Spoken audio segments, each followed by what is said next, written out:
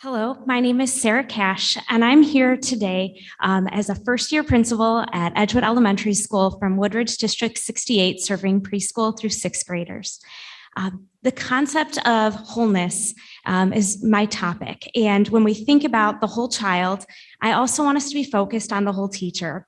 The quote that I started with was, "Education doesn't just make us smarter, it makes us whole." And so thinking about how wholeness and completeness can be brought in for our students and staff is what guides us.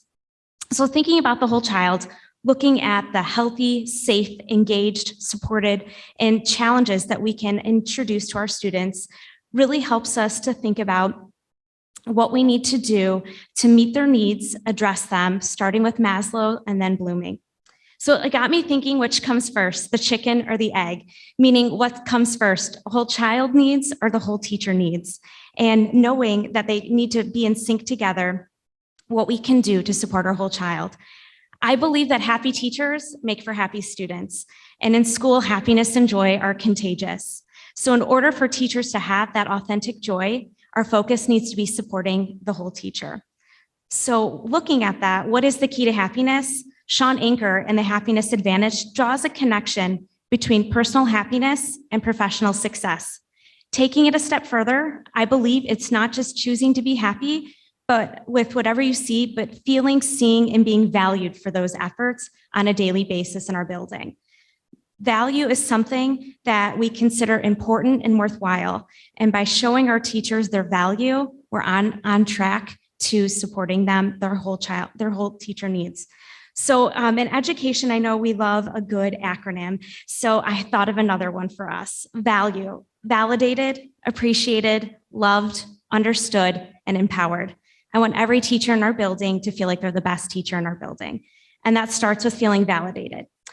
Our emotional intelligence as leaders is so important now more than ever to acknowledge our teachers' thoughts, emotions, beliefs, and experiences. By validating our staff, we're creating more connected and motivated teams. Appreciated. I'm a big believer in the love language, and I try to really tailor my forms of appreciation for the different styles of our staff, but really being intentional with those moments of words of gratitude and moments that I share with them. I really hope it shares that appreciation. Next is loved. As a first-year principal in a building, I know first comes relationships and then comes love. I'm so lucky to be joining a staff that is rooted in love for each other, their students, and our families. So thinking of ways to expand that love and making sure they feel the love. Next is understood. I find myself seeking to understand by listening and listening more. The biggest change I've noticed in my leadership journey is learning to ask questions instead of giving the answers, so that our teachers are empowered to take the risks and share in the decision-making and collaborate on the processes we have in our buildings. I talk a lot about failing forward and taking those risks so that our teachers feel empowered to make mistakes and give new things a try. And of course, when our teachers are validated, appreciated, loved, understood, and empowered, we have to also have such great gratitude for the impact they make on a daily basis. And that gratitude we can show in a variety of ways. The brain research out there, brain psychology on implicit learning shows us that modeling through our words and actions in an incidental manner are the greatest impacts that we can have as leaders. So by showing those moments of gratitude, I hope to make that difference so that we can stay on target. Marcus shared yesterday about the importance of being intentional and specific about the work we do for our kids. If the goal is a whole child, then empowerment of our teachers through a whole teacher mindset will set the stage for supporting those whole child needs. And then our teachers in their classrooms and with the relationships with their students will validate, appreciate, love, seek understanding, and empower their students to do the same. So that when we have that whole child and whole teacher coming together, it brings us back to that question, well, what does that whole child approach look like? So I truly believe it's meeting the needs of our students so they're ready to learn. And when they're ready to learn, we're providing engagement, excitement, voice, and choice in those learnings so that all of these pieces can be in sync together.